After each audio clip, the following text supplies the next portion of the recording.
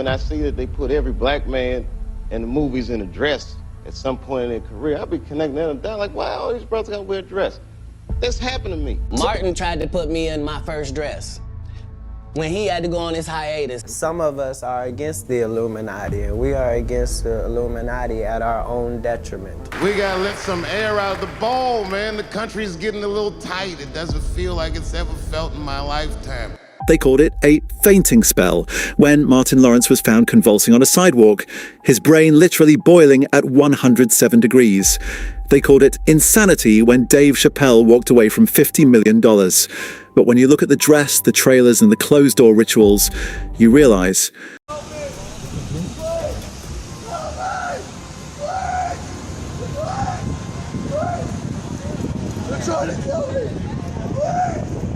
in Hollywood, the punchline is often a sacrifice, and the costume is actually a cage. Have you ever sat back and really looked at the credits of your favorite childhood comedies and felt like something was missing? Not the jokes, not the talent, but the soul of the men behind them. Every few years, like a glitch in the Matrix, Hollywood rolls out the exact same image. It's a formula so consistent you can set your watch to it. Another black legend, another wig, another floral dress, and a whole audience told, relax, it's just comedy. You can make it from DC to Hollywood. And I had a personal stake in his success. Every time he did something, it made me feel inspired and really good. And he was always real nice to me. He'd sit me down, what's going on with you, baby boy? What? We'd talk about comedy, whatever. And you know, when we did Blue Streak, we were promoting it, and Martin had a stroke. He almost died. And then after that, I saw him. People laugh, the studios rake in billions, and anyone who dares to point out the pattern is immediately labeled too deep, difficult, or just plain crazy. But we aren't talking about a few isolated gags. We're talking about a multi-decade phenomenon that has touched every single giant of the genre, from Eddie Murphy to Jamie Foxx, Tyler Perry to Kevin Hart, and the man who arguably paid the highest price, Martin Lawrence. But then there's Dave Chappelle, there's Cat Williams. These aren't just observers, these are men who've lived inside the belly of the beast.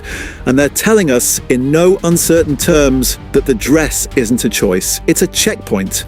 It's a moment where the industry monster tests exactly how much of your identity you're willing to trade for a seat at the table.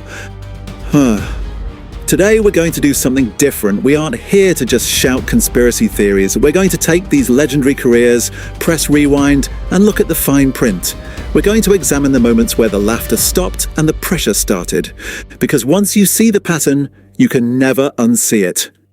About how he was supposed to be in, Big Mama House too, but he turned the role down after Martin was trying to put him in the dress. How you feel about him saying that?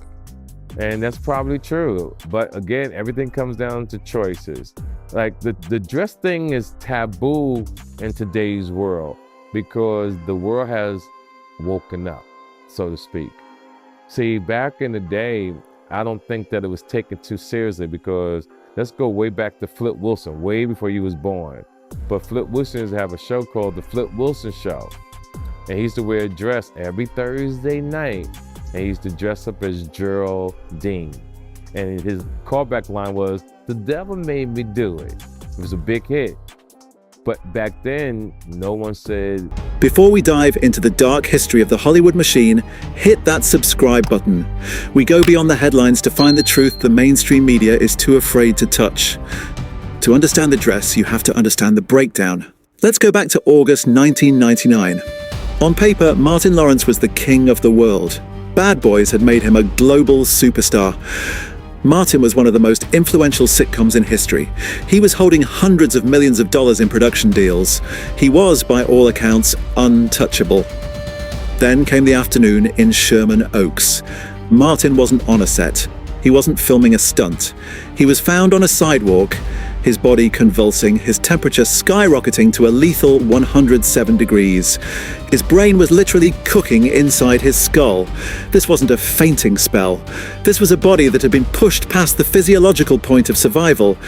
He was screaming that people were trying to kill him, running through traffic, waving his hands at cars that just kept driving by. When he got to the hospital, he was in a 3-day coma. Doctors had to use ice baths and ventilators just to keep him from slipping away. The official narrative?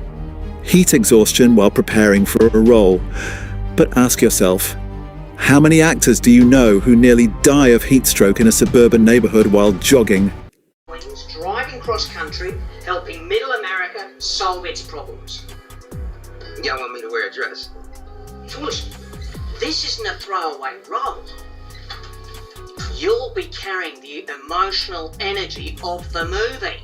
Man, it's not that I don't appreciate the offer, because I do, but... All we're asking you to do is to take the script home, read it, and make a decision.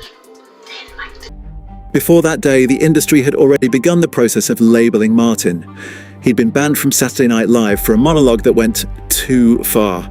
He'd been caught at an airport with a firearm. To the public, it looked like a genius spiraling. To those inside the room, it looked like a man resisting the weight of the machine. Martin was a guy from DC who showed everyone you could make it to the top on your own terms. He was real. He was raw. And in Hollywood, being too real makes people in boardrooms very, very nervous. If you've ever felt like the media covers up the real stories of our icons, drop a like on this video. It helps us get these stories to more people. After the coma, there was a silence. A long, heavy gap in Martin's career. The man who once radiated enough energy to burn through a TV screen had vanished. When he finally re-emerged, he wasn't the rebel anymore. The industry didn't give him a gritty, complex role to showcase his return. Instead, they gave him a dress. In 2000, Big Mama's House was released. It was a massive hit. It made over $170 million. But look at the transition. The man who had just survived a life-threatening psychotic break, according to the tabloids, was now being asked to play a safe, non-threatening comedic grandmother. They took the danger out of Martin Lawrence and replaced it with padding and floral prints. Cat Williams often points to this moment. He asks the question that no one else will. What is happening in Hollywood that makes a man as tough as Martin end up in that outfit right after he nearly lost his life? Dave Chappelle calls the industry a monster for a reason. It doesn't just buy your talent, it pokes at your limits. It waits for you to crack, and then it offers you a deal to fix your image. But that deal always comes with a price tag. For Martin, the price was his edge. He became a bankable franchise. He became safe. He became a version of himself that was easier for the malls of America to digest. But was he happy? Now, we have to talk about something uncomfortable. Terrence Howard, an actor who has never been afraid to burn a bridge in the name of the truth, doesn't use the word comedy when he sees this pattern. He uses the term buck breaking. For those who don't know, buck breaking was a horrific practice during the era of American slavery.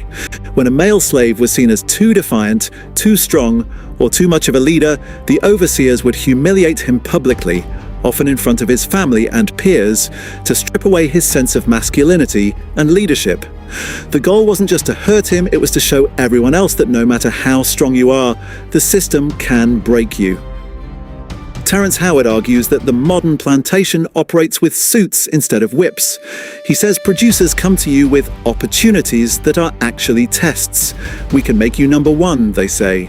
We can give you the world if you just do this one thing. Every time Terrence said no, every time he refused to bend over or play roles that he felt diminished his manhood, doors began to close. He lost businesses. He lost roles. He was labeled difficult. It's the same playbook they used on Martin. The message is clear. If you want the bag, you have to give up the man card. This brings us to Dave Chappelle's infamous dress story. This isn't a rumor, Dave told this himself. He was filming Blue Streak with Martin Lawrence.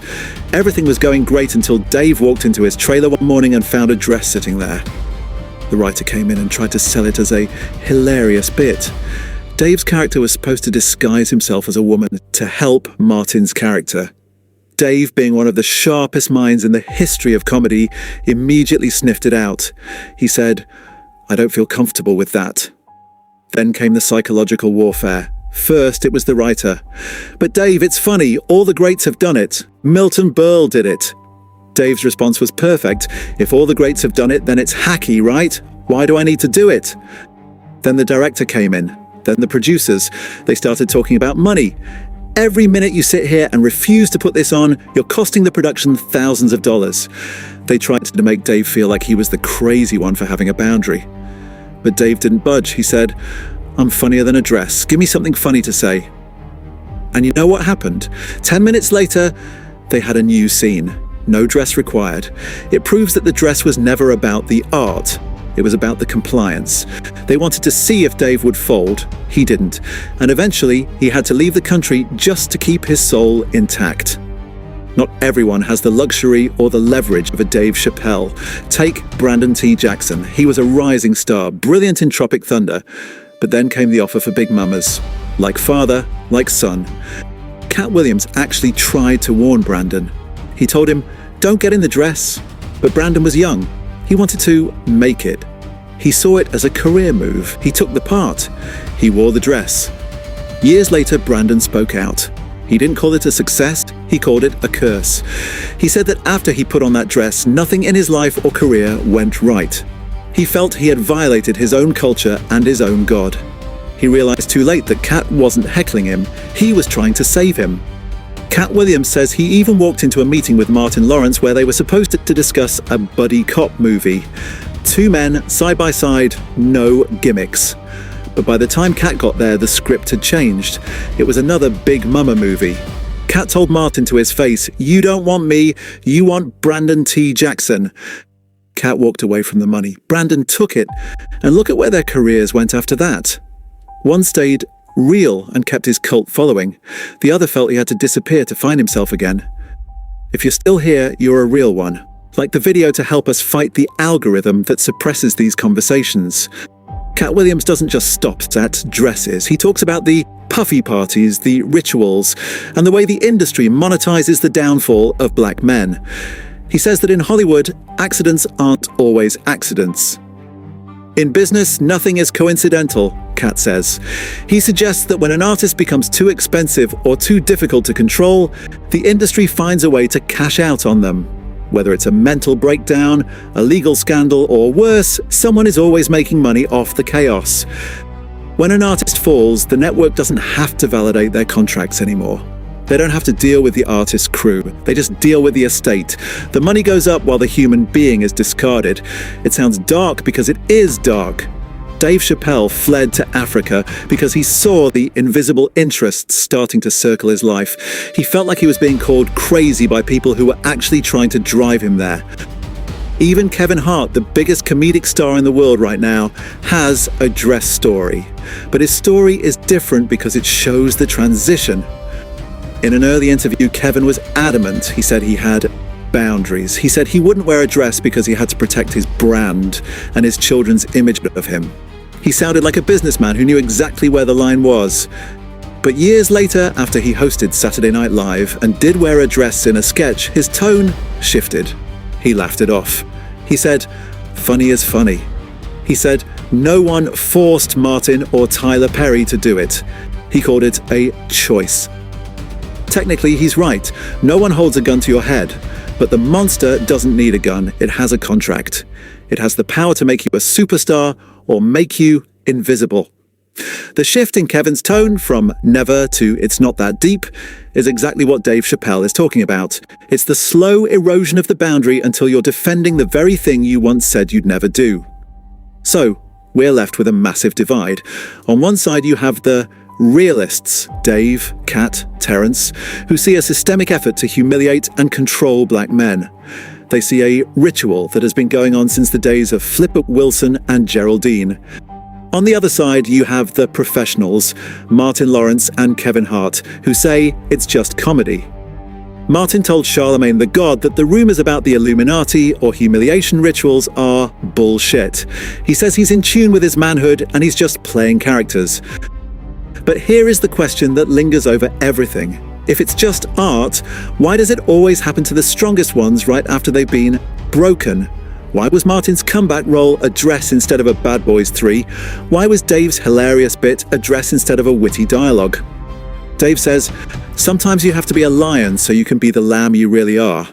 He fought to stay a lion. Martin perhaps just wanted to be a lamb and find some peace. And who can blame him? The machine is heavy, it's loud, and it's hungry.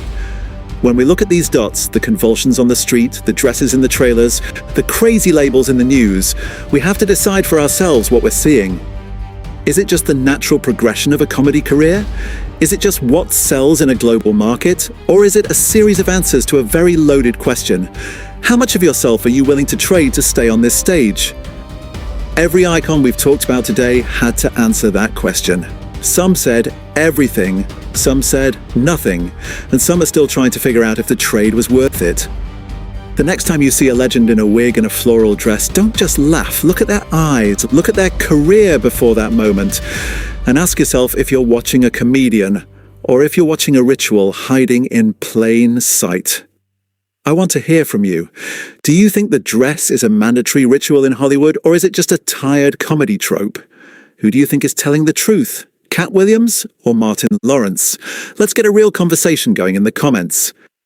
The truth is rarely pure and never simple, but once you see the machine, you can't unsee the parts.